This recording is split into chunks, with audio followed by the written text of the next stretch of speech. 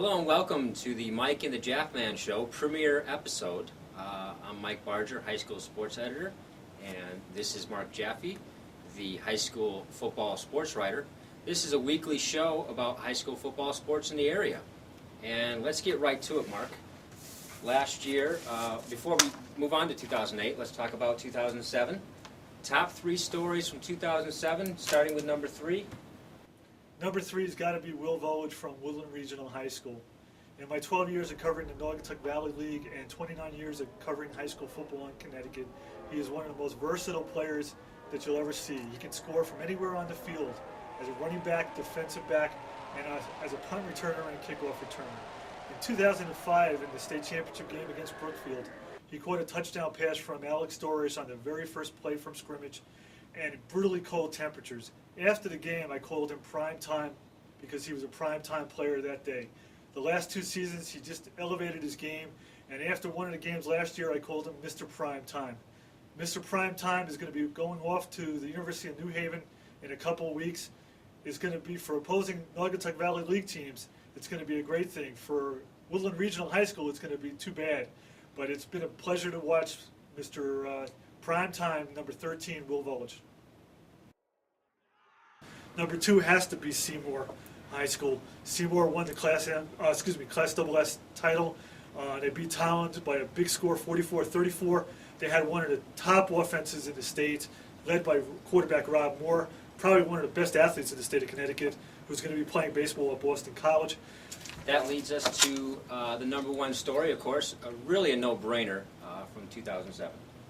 You know, Ansonia has really kind of took everybody by storm. They really have dominated the play for 27 games right now. They're still 22 games short of Cheshire's all-time record of 49 wins in the 90s. However, Ansonia, I wouldn't be surprised if they keep this streak going for a while. They did graduate quite a few number of players, but nobody's going to forget Alex Thomas and the state records that he set, and just the way he conducted himself on the field. Very low-key, very class kid who's going to be doing some great things, I think, in the future at Yale University. The producers for Dancing with the Stars should have contacted him sooner, and they still haven't contacted him, because that's how good a running back he was, going up and down the fields and sidelines, and just really showing a lot of spectacular play.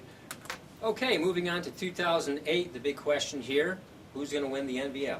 I would imagine it's got to be Ansonia. They did graduate quite a few players, 90% of their players actually, but I still think that the players of Ron Bilodeau, Marty Lawler, Thomas Hyde on the offensive line was going to really they're going to have a good season. I really believe that they're going to be better. They will have the addition of Tristan Roberts, who got suspended for last year. He will be back, or is expected to be back, and I really think that offensive addition is going to help them a great deal. This, in the 13 years that I've covered the Naugatuck Valley League for full time, this is the most wide open the league has been. So it's going to be interesting to see, with so many new faces. We got 3 coaching changes. We have a lot of new personnel from everybody on both sides of the ball. Who's going to emerge as the team to beat? All right, you heard it first. Mark Jaffe, Ansonia is going to win the title. But let's move on to the best players in the NVL. Who are some of the players to watch this season? Michael Shesky has got to be hands-on down the best player. You know, Eric Corasia was the kid that's now at UConn. He was the offensive lineman and defensive lineman for Ansonia. Was probably the best overall player last year for a kid that's not playing a skilled position.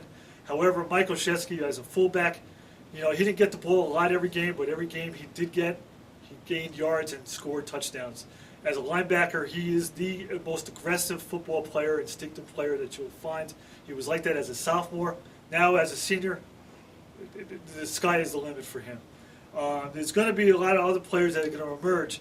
The best two-way player for Woodland is John Murrin, running back, defensive back, who Coach Tim Shea has said, you know, he's been under the radar the last couple of years. Now he's going to be the go-to guy. It'll be interesting to see how he has done.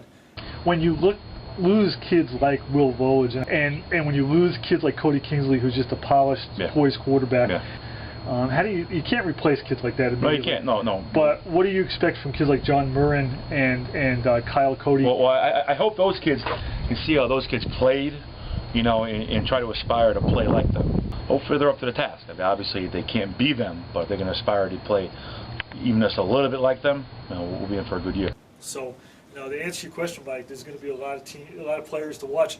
Probably the best athlete overall is not in the NVL. It's probably Chester's Billy Ragone. Quarterback, defensive back, Division I schools love him. Probably not so much as a quarterback, but as a defensive back. He's got great size. He's over 6'2". He's got a solid body. He really can get out in the open field, and he's a very instinctive player. And he almost single-handedly beats Southington last year on Thanksgiving Day.